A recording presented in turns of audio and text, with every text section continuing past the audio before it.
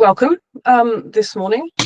Hopefully you've all joined us because you want to learn about some geophysics and geophysics in an archaeological context. I have to admit here that I am not an expert in geophysics. However, I have done it quite a lot. So I think I know roughly what I'm talking about, but this might be a journey that we're doing together. So my name is Hayley Roberts. And I work for Past Participate. I'm one of the co-directors, and I'll talk a bit more about the company in a minute. This presentation, I hope we won't go on for too long.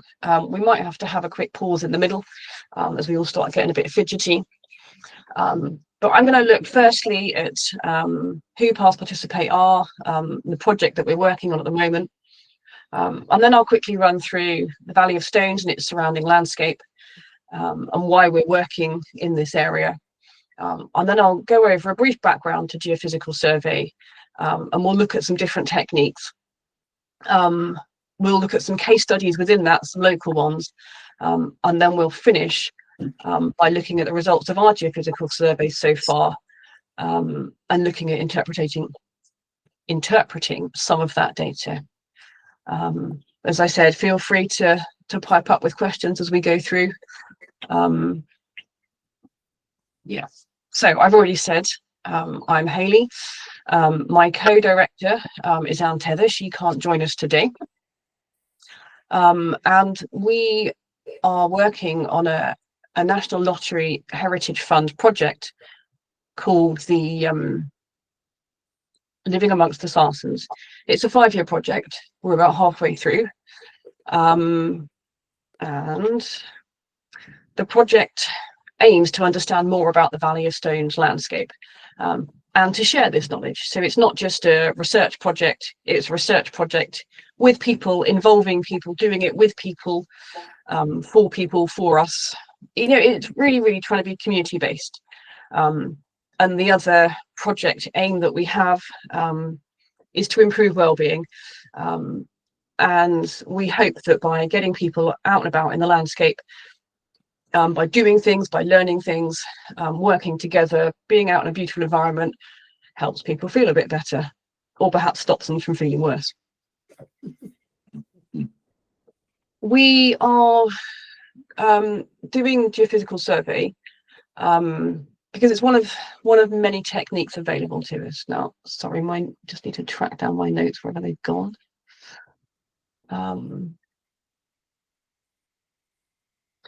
So it's one of several techniques available to us. We've also been doing a little bit of excavation. We've been doing some sarsen surveys. We've been doing desk-based research. We've had Bournemouth University doing some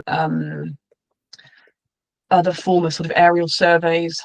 Historic England we've been working with, and they've been looking at aerial mapping. So we're getting a lot of different knowledge coming together, and geophysics is just one element of this big project. And it's been producing some quite good results for us. We like using it because it's very volunteer friendly. It's fairly easy to do. Everyone can have a go. And we hope that by the end of maybe next week, maybe in a few months' time, definitely by the end of 2027, when this bigger project is supposed to be finishing, we hope to have provided enough training and motivation, maybe a bit of friendship and working together, that some of you will feel confident enough to conduct your own geophysical surveys. Now, I'm aware that's quite a big ask and might be quite intimidating for some of you. There's no pressure whatsoever to do this. We've got a couple of key people who said they are quite keen. Mervyn, who I think hasn't been able to join us today. I tell you what, I'm just going to quickly come out of this screen just in case he has decided he wants to come and join us. No, he hasn't. He did say he was away. So there's no one else in the waiting room, which is a good sign. So don't feel the pressure to if it's not for you, that's fine. But if you want to help us in this mission, then that would be great. part of the reason for you going off and doing your own surveys is just that more people can get involved if you do it that way. We'll learn more information. You'll learn more knowledge and skills, and hopefully by the end of it, you'll probably have encountered problems that I've never encountered and have to worked out how to solve them yourselves. And it should just create a really nice extra dynamic to everything. Right. The Valley of Stones. Hopefully you're familiar with where the Valley of Stones is. Yes. For those of you that aren't, where's my mouse? It's in this big red square here, sort of southwest of Dorchester, northeast of Abbotsbury. It's a national nature reserve, and it's owned by it's now owned by Bellport. It still is part of the Little Breedy estate, and it's managed by Natural England, so it's a national nature reserve. This is another map just to put it in context a bit. The reason for this is you see the Kingston Russell Stone Circle is over here, and the Grey Mare and her colts is here, and they are prehistoric monuments that I'm going to come back to in a minute. Valley Stone is a triple SI. It's a national nature reserve. It's got sort of its own geological importance and interest, and it's a scheduled monument. So you can't get a landscape that's more protected, really, which is phenomenal. It's beautiful, it's lovely, it's managed very, very well from all different perspectives. And it's partly why the archaeology is so well preserved.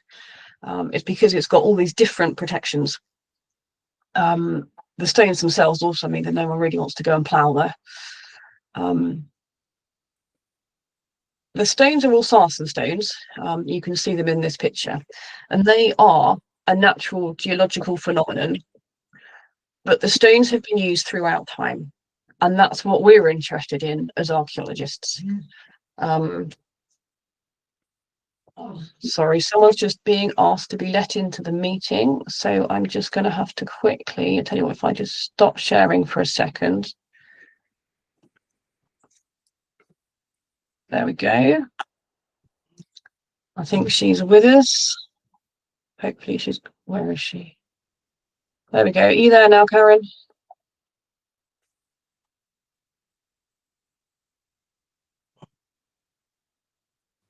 Yes, thank you. Hello, sorry about that. I've just explained to the others that I'm flying slightly blind today. I had a technology failure. Sorry, yes, no problem. I've been listening on the phone, but I couldn't get in, so thank you. That's right. Now, is that echo because of your phone, or is that something that I've done? No, I've turned my phone off now. So. Okay, great, thank you. Right. So I don't think you've missed anything that you don't know, actually, Karen. Yeah, the sarsen stones have been used throughout time, and that's why we're interested in them as archaeologists. This slide just shows you a few examples of where the stones have been removed from the Valley of Stones. You've got the Kingston Russell Stone Circle, the Hell Stone, the Grey Mare and her colts. They're all early prehistoric monuments, but the sarsens were also used in later dates, such as for the curbstones in Abbotsbury. Now, none of that is geophysical, but some of those monuments we've been starting to understand, and I will come to those at the end of the project, the end of the lecture, sorry. Right. What is geophysical surveying?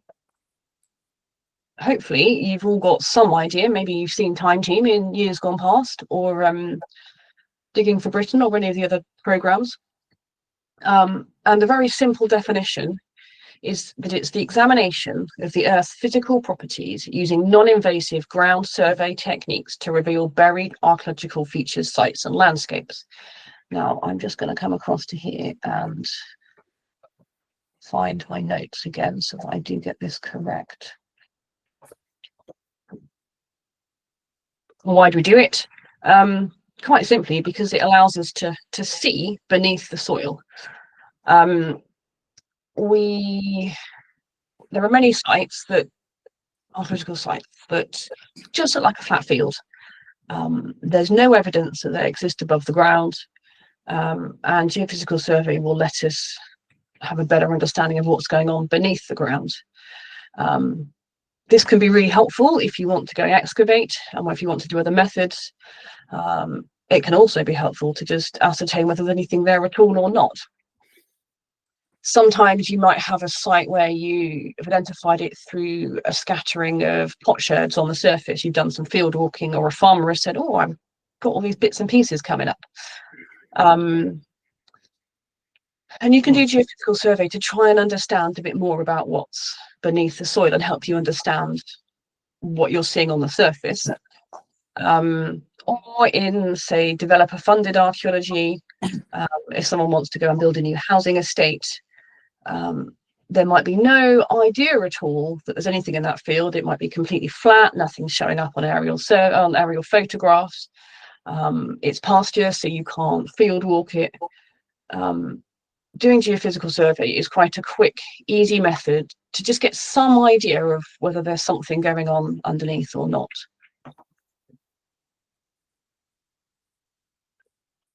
Archaeology as a subject is quite good at using technologies from elsewhere. And it started as a discipline to develop sort of 200 to 300 years ago, starting with the antiquarians who would go and dig some sort of fairly sporadic holes, and not a very scientific approach. And it, slowly became more and more of a science. And geophysics sort of was part of that early development. And in fact, Dorset has been important in that history of archaeological geophysics. And it was Augustus Pitt Rivers, so General Pitt Rivers, at Warbarrow. This is a photo of Warbarrow over on Cranbourne Chase.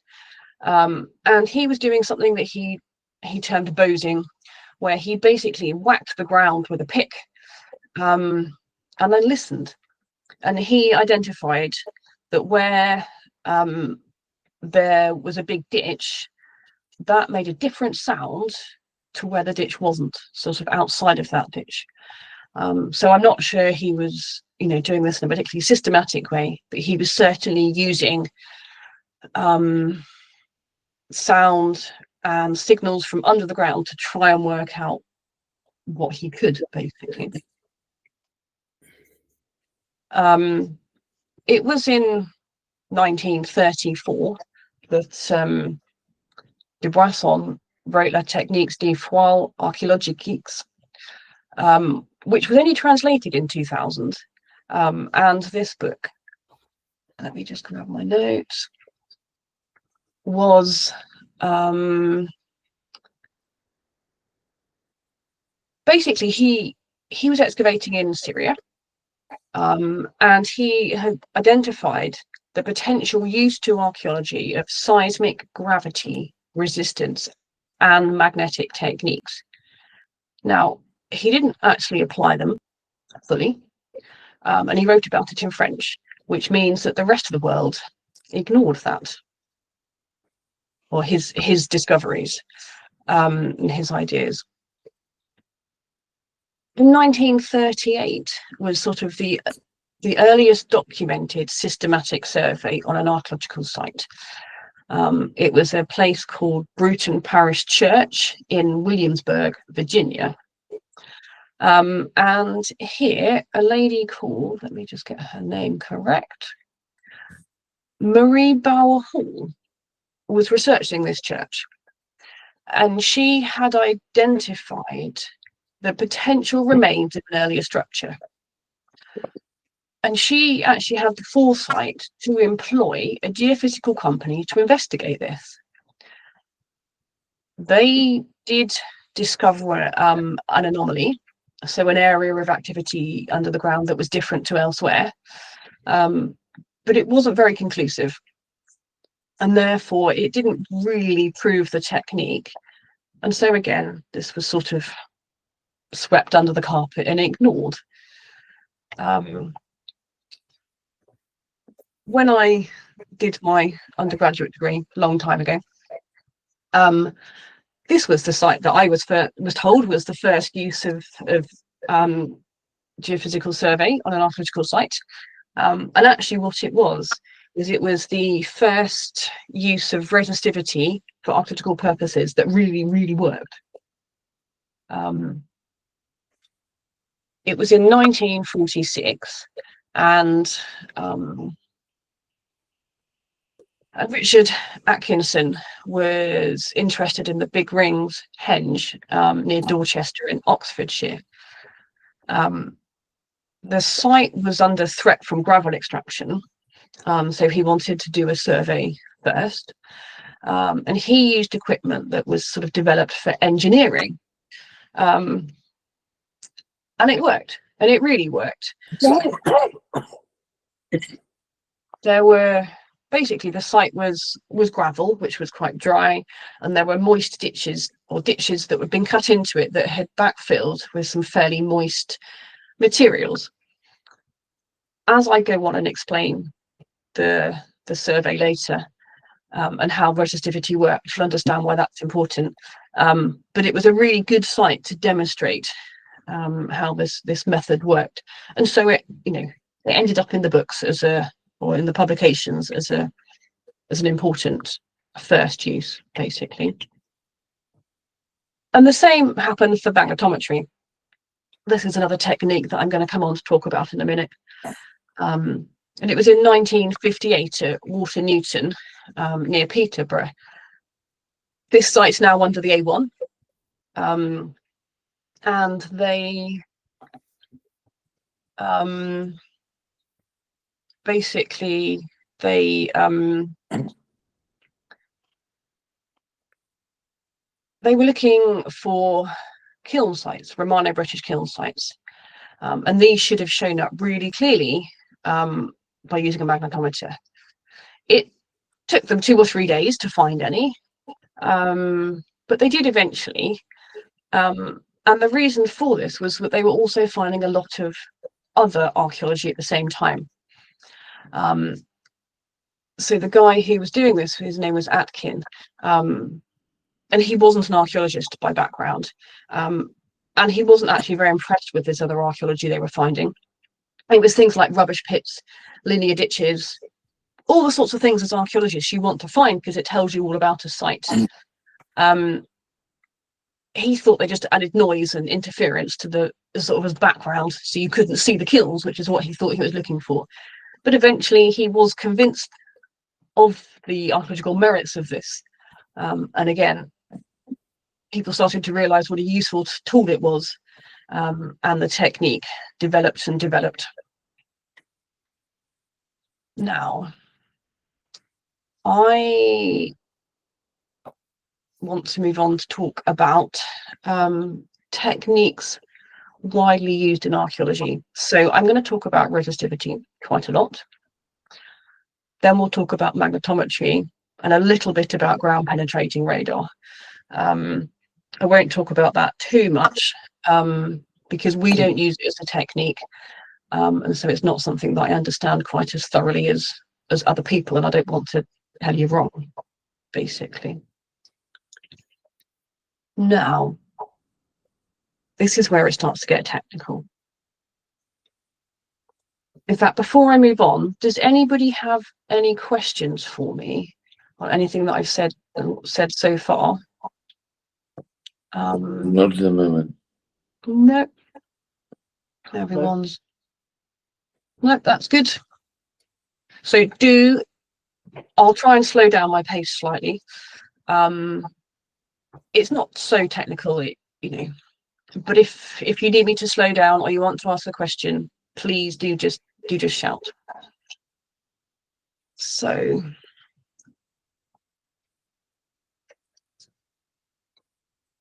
resistivity works on the principle that an electric current is passed between 2 probes that are placed in the ground, and the resistance that this electric current encounters is measured.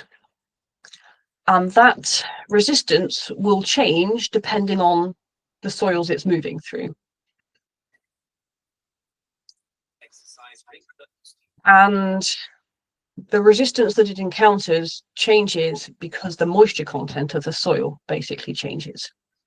So if you are moving across or measuring the current of a fairly loose soil, something uncompacted, maybe something fairly organic like the fill of a ditch, it will hold more moisture and will more readily conduct the electric current.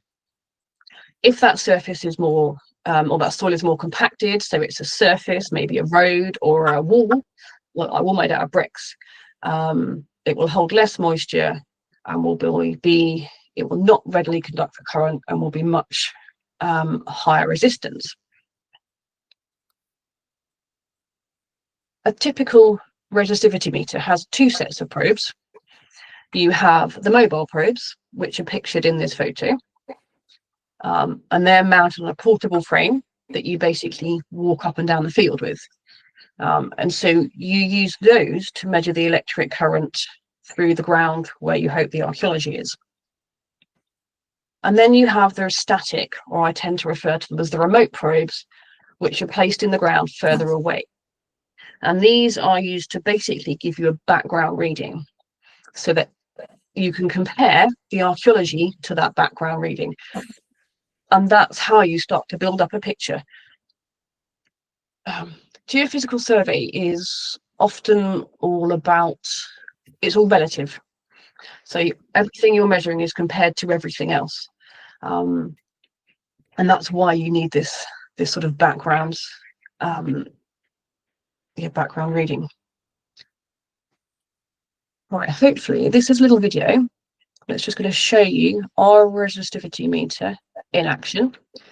You can see the two probes at the bottom. Paul there is sort of dropping them, jamming them into the ground. They should be going in a reasonable way. And Roz, I hope she won't mind me saying this, I turned the sound off because she was singing in the video. Here is Lucy and Frida doing the same. You can see the probes there. Lucy's doing a great job of, making sure that those probes are really contacting with the ground. And Frida is holding the electric cable that connects the remote probes to those moving probes. Every time those probes go in the ground, the meter takes a reading, and then next week at the training next week, I'll show you how we can start to download and interpret and work with that data. We'll look at some examples. In fact, I'll show you in a bit the actual results from that survey that video was taken on. High resistance features, such as things like stones, bricks, compacted soils, so surfaces, roads, footpaths, are usually shown as lighter shades of grey, and conductive features are usually shown as darker shades. So things like damp soils, ditches. You do have to be a bit careful, because when I was putting this presentation together, I used an old presentation and realised that one of the images in it was reversed. But generally, that's the scales that people use. And this nice picture on the right hand side, where's my mouse gone? Here we go. Shows you that this pit here gives a low resistance signal. So it's negative in the numbers. The wall gives a high resistance signal because it's solid, doesn't let the electric current go through it, it's very dry. And then the half that's pictured here actually doesn't show up at all. So something to note is that none of these techniques are perfect. You're never going to get an exact image of every single thing that's under the ground, and often you excavate and find an awful lot more than you're expecting, or you don't find the results you were expecting at all.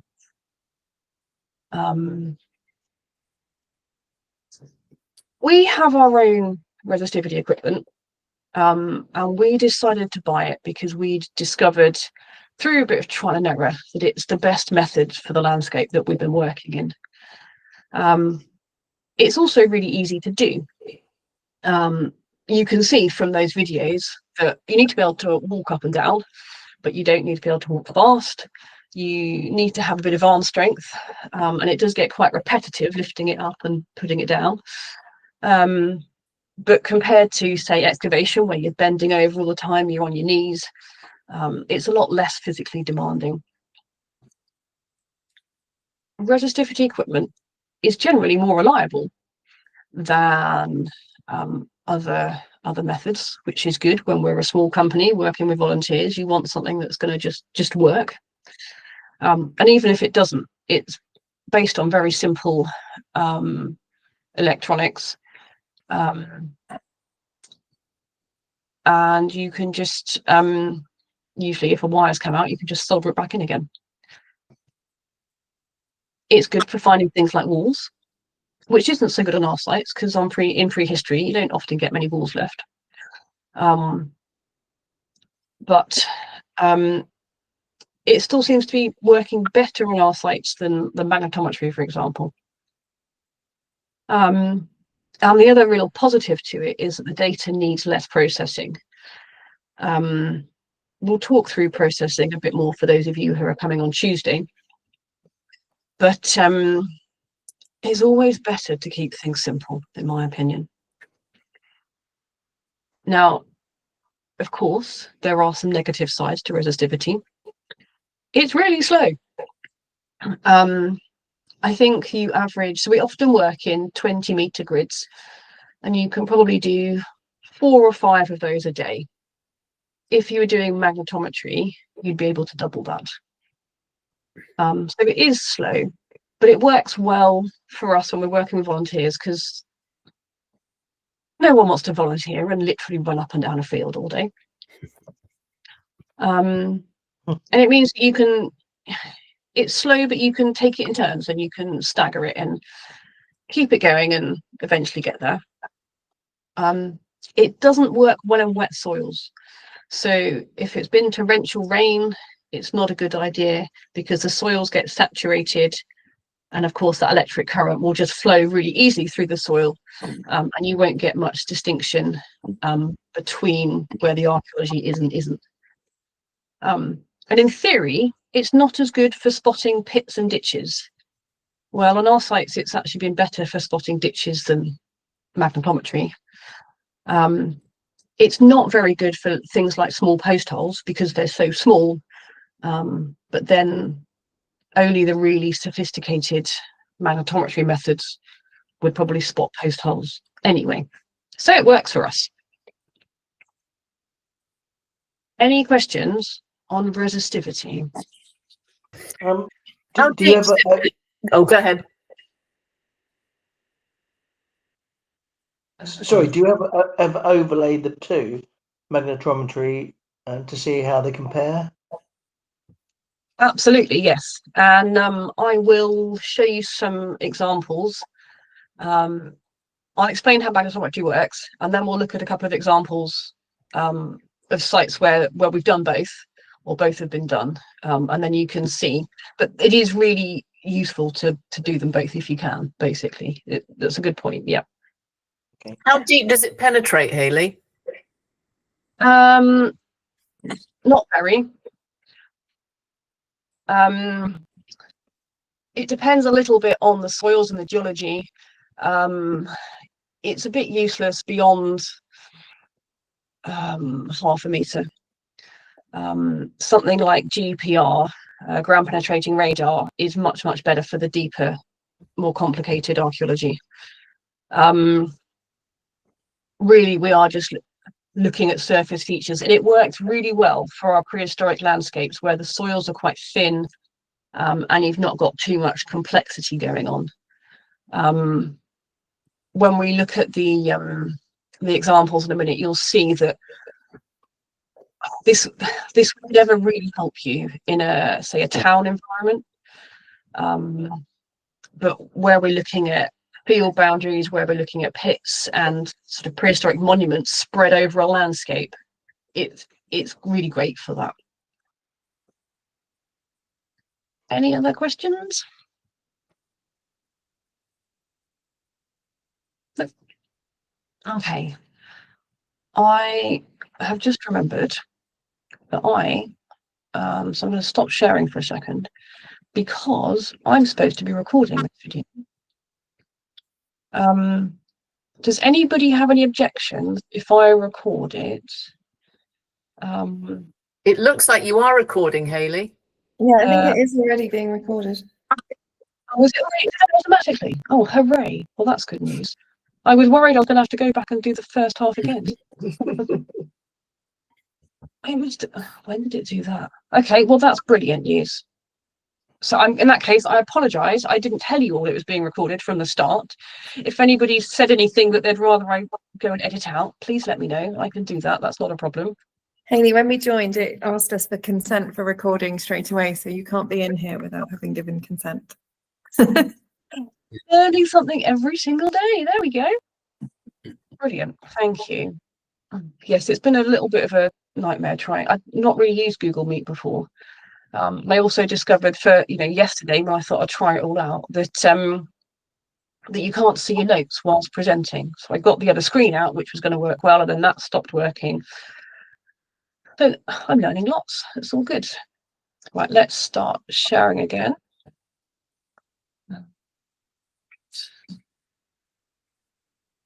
From chronic slide. There we go. Hopefully you can all see that again. Yes. Get my notes back up to the right page. So magnetometry works on the principle that the Earth has a magnetic field, and everything in that magnetic field, or everything on the Earth, is aligned with that magnetic field. And the survey will examine the sort of the localized magnetic field and compare that with the wider area. This method works basically by measuring tiny changes in that magnetic field, and again, it's all about comparisons. So there are two sensors on the machine. This is the silhouette with the purple equipment here is a really old-fashioned magnetometer. This is what I first used when I first graduated 20 years ago. And this is what's called a Bartington, and it's a much more modern technique. And both of so this is basically two magnetometers in one, this photo. And at the bottom of each pole is a sensor, and that measures the magnetic field close to the ground. And you've got one at the top that's basically measuring the magnetic field further away from the ground. And it compares the two. Why is that important or useful for archaeologists? Well, there are lots of reasons for this sort of, that you might get magnetic variation, all caused by people. Anything that's been heated will change its magnetic alignment and be identifiable to the magnetometer.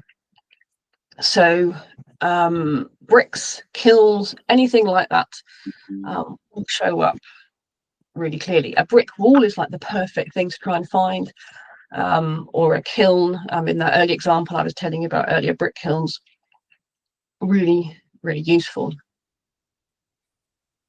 Metal objects will create a really strong magnetic field. It's a bit of a pain if you are surveying a field that's got lots of horseshoes in it, or tractor parts or dropped nails.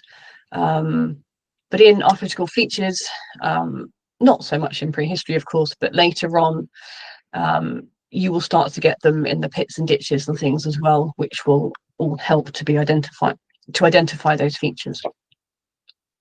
Ashy deposits, fire remains, cremations, of course, discarded pottery, all these things that end up in occupation debris will still create magnetic signals or magnetic fields. They won't be as strong as things that have been, you know, deliberately heated, like a brick wall, but they will still create a signal that you should be able to pick up.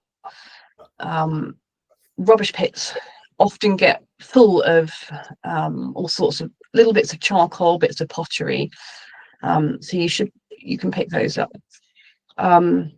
But plants also contain ferrous metal ions. So if you've got a pit, actually a better example is a ditch. If you've got a nice ditch that was dug out nice and cleanly, but then filled back in over time with organic matter, that will result in an enhanced magnetism. It won't be a really, really strong signal, but it should still be there and should still be identifiable. I've put a link here to a video. I'm not going to show it to you now, because otherwise we get all sorts of YouTube adverts, which I don't think we really want to spend our time on. But it's Jimmy from Time Team, and he explains a bit more about magnetometry, and you can see a video there of the method working. I will share the video once, now we've established that I'm recording it. And I'll also share PDFs of these slides, so you can just come back to these links in your own time if you want to. When you're doing magnetometry, the results you get look a bit like this image here. Featured with, sorry, was that something for me? No. Features with higher remnant magnetism will show as darker shades of grey and black. So you can see these ditches, these circular ditches are really dark. They've probably got quite a lot of charcoal, quite a lot of organic matter mixed in with them. And then features with lower remnant magnetism will show up as lighter shades of grey. It's also important to note that you often get a shadowing effect because everything's comparative. You can see you've got this really nice dark circular feature here, but then you do have a slightly paler slight feature either. Now that could be a bank, or it could just be like a mirroring effect, a reflection. This is just to tell you, this is an example of a couple of round barrows. You've got the nice circular ditch going around the outside, and you've got the evidence of a few burials in the middle. And at the bottom here, can you see my mouse on the screen? Yeah. Yeah. Okay. You've got at the bottom here, you've got a linear feature coming through, and you can see how it's nowhere near as strong as those circular ditches, but you can still see it. And that is probably an old field boundary. It will have a lot less stuff in it that's got the higher remnant magnetism in it, because it's just naturally filled up over time with organic matter, but that's what's showing up. This is the same image that I used when I talked about resistivity, or the same archaeological image, but you can see that this plot will identify different things. So you've got the pit here, which comes up as a positive, higher remnant magnetism. The wall is lower remnant magnetism. That must mean it's a stone wall, not a brick wall. And then the hearth is also popping up. Now, this also tells me that this pit must be full of quite a lot of bricks or something. Otherwise, it would have a much stronger signal than the hearth. You'd expect the hearth to be really clear and obvious. But for some reason in this little diagram, they've put it with a slightly lower peak. Magnetometry doesn't always work. No method always works, but magnetometry can be particularly hindered if you've got soils that are heavily contaminated. So what do you call it? Bio waste, where we all send our envelopes and cardboard, I don't know, cereal boxes and cardboard packaging off to be recycled.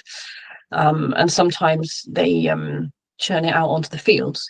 Well, if it's still got staples in it, for example, they scatter it on the fields. I'm sure it's great as organic matter to make the plants grow, but what it certainly does also do is make it impossible to do a magnetometry survey. And this scrambled image here is the results that you get.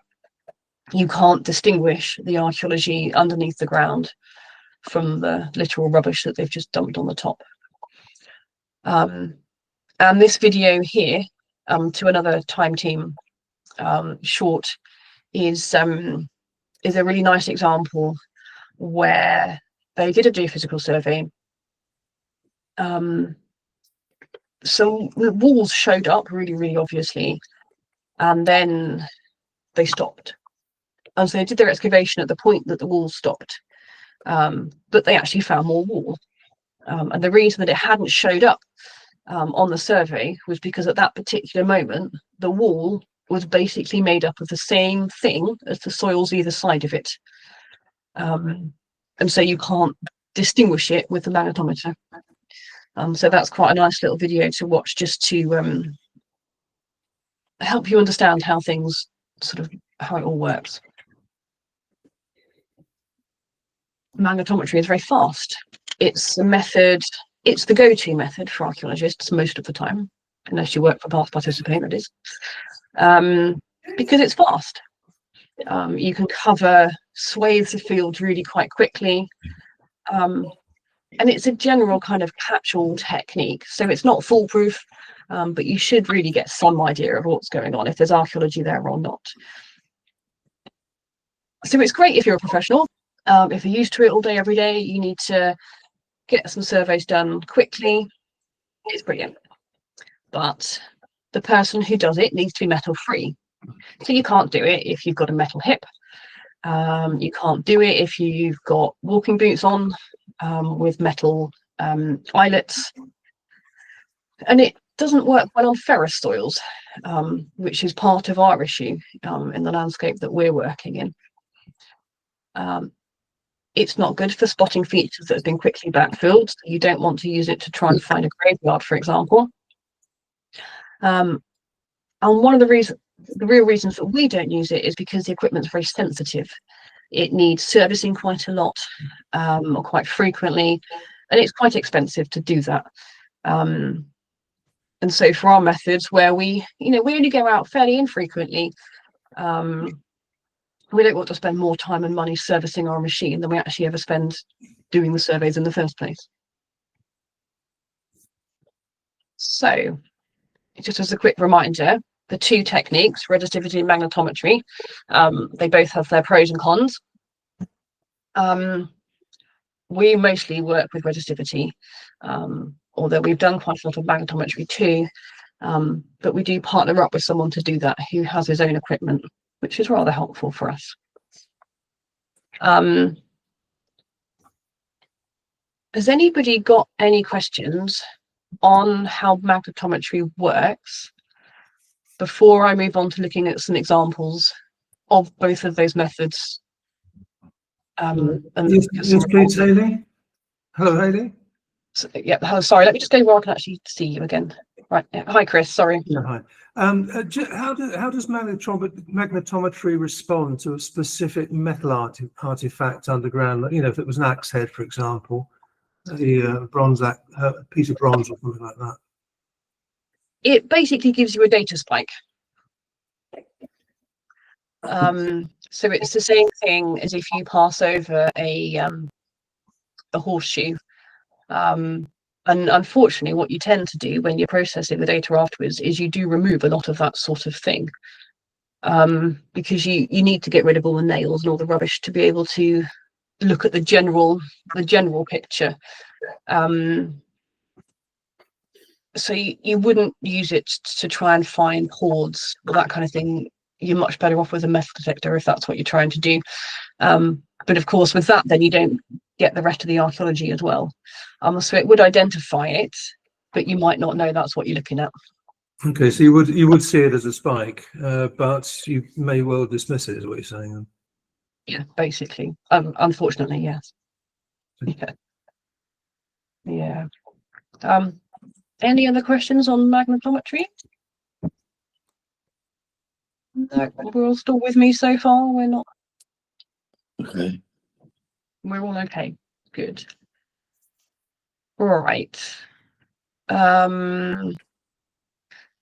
So let me just get my notes back up. I'm just wondering. Oh. We've been sitting here now for about 45 minutes. I tell you what, if I go through these examples and then we'll stop for a quick wiggle break or a toilet break or a cup of tea break or whatever you want to use it for. How does that sound? Good. Right. Complementary techniques on local long barrows. Rather helpfully, Historic England have done a couple of surveys on long barrows near to the Valley of Stones. They've done one on a long barrow just northwest of Maiden Castle. So this sort of green splodge here is Maiden Castle. And they've done one on Sheepdown, which is just here, so just northeast of the Valley of Stones. So not too far away from where we're familiar with. These are the results from the one just northwest of Maiden Castle. Now, this is definitely where I need my notes. Hold on one second. So, across the top, you've got a line of 3 boxes there. That is the magnetometry survey results. You've got this first one here, which shows you the unprocessed data. And the one on the far side over here shows you the processed data. So basically, it's just someone manipulating the images to help understand and to be able to see different things in the data. And in the middle, you've got the trace plot. Now, personally, I find trace plots really hard to understand and visualize, but they are useful, and some people prefer to use them. Long barrows, for those of you that don't know quickly, are Neolithic burial mounds, and they are typically defined as an oval mound, probably or usually with parallel ditches on either side. Now, those parallel ditches show up quite clearly on the magnetometry survey, but what you can't see at all in the middle between those ditches is any evidence of the mound. In fact, you can see you've got one ditch, if you can still see my mouse running up here, and you can make out there is a ditch running around the top, the north end of the barrow before it comes down here. But the signals that were received when they did the survey in the middle of the barrow here are pretty much the same as those outside the barrow. But if you look at the resistivity data, which is along the bottom here, again, you've got your raw data here, your trace plot, and then your process data over here. If we look at the raw data, I think it's actually slightly easier to see. You've got your linear ditches here. Which example are you on there? Sorry, say that again. Which example are you pointing to? I can't see your cursor. Okay, sorry. D. If you look at D, you can see there's a really strong black line on the western side of the barrow. It hooks, it curves over across. There's a little bit of a gap. There's a little bit of a one across the top, and then there's another one coming down on the eastern side. The one on the eastern side, to me, it's not as clear, and I suspect there's been a bit of plough damage on that side. But these ditches must have been full of a fair amount of organic matter that was retaining the moisture to give a nice strong reading. But it's also quite clear that between those 2 ditches is an area of high resistance. And it's quite likely that that is stone and possibly a chamber built of stone within that monument. So in the Neolithic, they would bury people in chambers in these monuments, and that may well be what you're looking at here. Another example of a long barrow, this is the one on Sheepdown. You can see that the magnetometry results, which are at the top, you can barely see that feature at all. There is, you can make out an oval shape. There's no ditches obvious, there's no mound obvious. Now that oval shape is either going to be some curb constructed around the monument, which seems a bit unlikely to me, or actually that's a result of the plough. And what has happened is a tractor has come up to the monument, stops ploughing just here, and turns around and goes the other way, and it basically leaves like a plinth or a headland. So that barrow is almost invisible on that magnetometer survey. But if you come down to look at images, in fact, if we look at image C, you can see you've got that same headland, that same sort of oval feature. But again, you've got this area of really, really strong resistance. Probably another stone chamber, and that's where they're burying their dead. If you come and look at image E, which is still the resistivity survey, it's just the data's been processed a bit. The chamber doesn't look quite so obvious, but what you do have is sort of lines going from left to right across the image. And that's probably also a result of ploughing. It could also be what they call periglacial striping, which is a geological phenomenon. But without actually knowing the depth of the archaeology, it's hard to say at the moment. But there are two really nice results of long barrows that have been surveyed with the magnetometry and with the resistivity, and hopefully that sort of shows you the sorts of images and the sorts of data that you can get and the ways that you want to understand them in prehistory.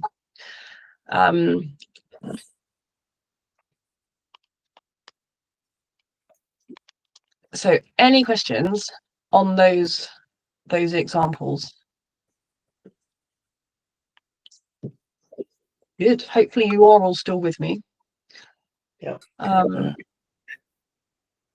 Right. We're going to look at ground penetrating radar now, but really very quickly. I'm not going to dwell on this at all for you.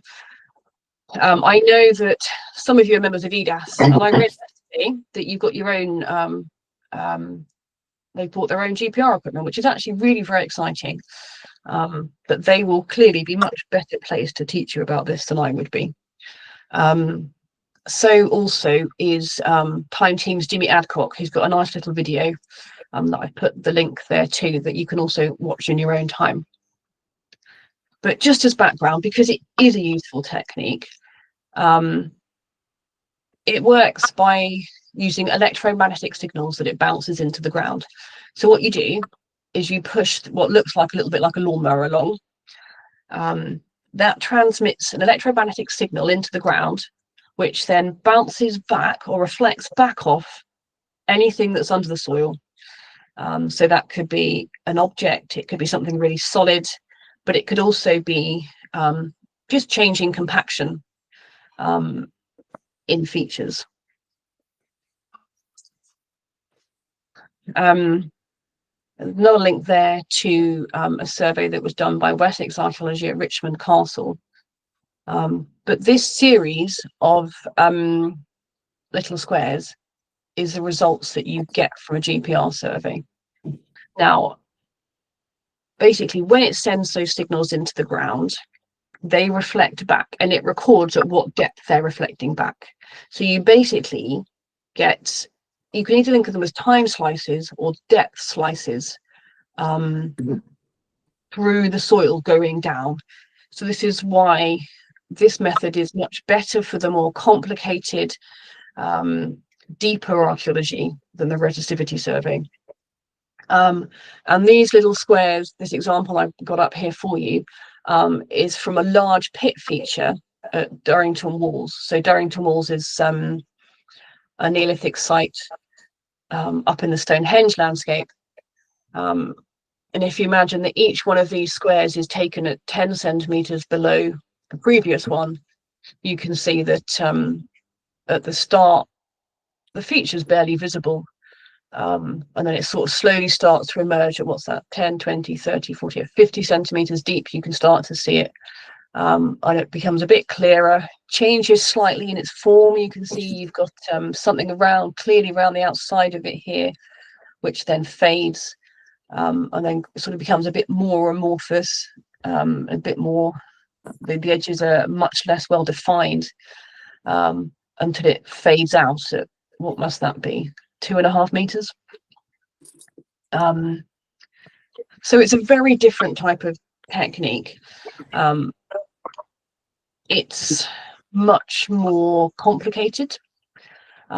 It's really great for complex features. I'd love to do it at some point on a long barrow. It's also supposed to be quite good because it can be carried out by one person. But I don't really ever feel like going out and doing a survey by myself anyway. Lone working's never a great idea. So to me, that's not really a pro. The equipment's quite expensive. It doesn't work very well in wet clay soils or rocky soils. And another thing that you need to think about when you're investing in it is that it collects large amounts of data. So you need to be able to have the capacity to deal with that. And that data is then complicated to process. So it's often best to start learning one of the other methods first and then to progress to GPR later. So that's a very, very quick summary of GPR. Has anyone got any questions on that? No. Great. So just to show you another local example, Clarendon Barrow, the other side of Martinstown. John Gale went and surveyed this. He had a theory that it was a round barrow built on top of another round barrow, so with multiple phases of construction. Round barrows are Bronze Age cemeteries, and in fact, if you look at the photo, it does, especially on the left-hand side, it does look like there's like a shoulder to the monument. And he was interested to know whether this was sort of one phase and it was built as a low barrow with another mound built on top.